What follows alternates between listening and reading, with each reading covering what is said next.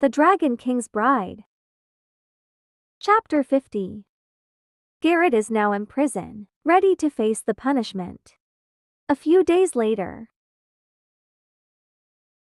King Haakon gathered all his people for the judgment on the sin committed by the former Queen Garrett. Garrett, with the grim face, was being dragged by the guards. Garrett, you have been envious of Lucina for a long time, even framed her of using black magic, even though you are the one who actually led the use of black magic. Garrett still denies the crime she committed against Lucina and the use of black magic, I really didn't know anything about black magic. saying she will accept any kinds of punishment for not be able to stop Lucina of using it. You're still lying, huh? Get Gilai here. July enters, accompanied by the guards. July, not looking to his sister, speak up. I've been using black magic for a long time. At the command of my sister, the heartache I've been experiencing for a long time is a side effect of using black magic. Garrett was shocked by what her brother said. Racked with guilt, he revealed to everyone who he used black magic on and the reason why he used black magic on them. Now, with the testimony of your brother, are you still going to deny it? No, it's all a lie. What evidence is there that July is not lying? Your maids also testified, telling that my mother is bewitched. They have prepared many false evidences. In anticipation of being questioned by me, you used black magic to disturb the kingdom of Tyre's queen and king.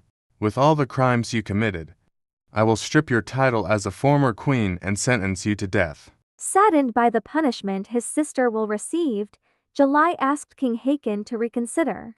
Wait a minute. It is also my fault that my sister used black magic. Furthermore, she has dedicated herself to Tyre as the former queen, so please consider that point. With the instigation of the people around saying that the death penalty is too harsh, King Haakon agreed and lessened the punishment. Instead of death penalty, Garrett will imprison in the southern palace with a mark on her body, so that she will never forget her crime for the rest of her life.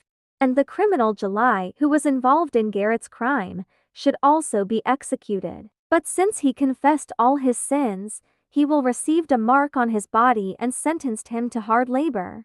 Upon returning to prison, Garrett questioned her brother July why he did confess. He replied that he have repaid all his debts to his sister for raising him. Now, he will never have to listen to his sister's orders again. This is enough. As long as I can be free from my sister and stay in Lucina's house, it doesn't matter if I can just live. A few days later, while Lucina is in deep thought and still feel uneasy, Haakon approached her.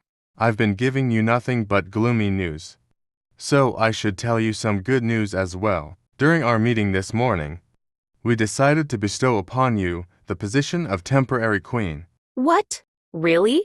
Lucina was shocked upon hearing the news. Haakon said it is only natural since Lucina is pregnant with the descendant of the dragon. However, Lucina can only move to the queen's palace after the wedding ceremony. After the said news, Haakon, with a smiling face, told Lucina the other surprise. He now signaled TT to open the door. When the door opened, Haakon's mother, Adar, entered with a smile lingered on her face. Lucina, happy with the surprise, greeted Adar. Unfortunately, Adar is not fully recovered yet. She's still under the influence of black magic. Lucina, with concern on her face, suggests Haakon that Adar will stay at her place to help his mother recover from the black magic. She also suggests Haakon to ask July for help, because he might know how to undo the black magic and heal his mother completely. Haakon was hesitant about what Lucina said, but for the sake of his mother, he agreed.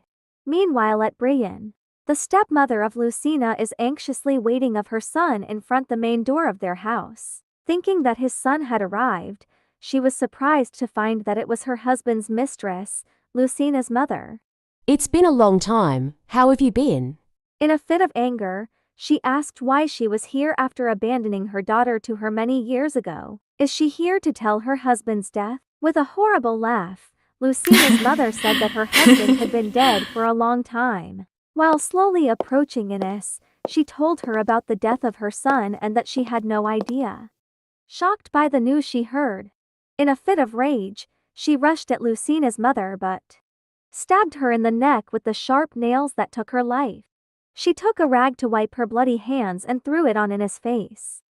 Now that there is no hindrance to Lucina's pregnancy and the moment Lucina's child is born, with an evil laugh, she will be the queen of terror.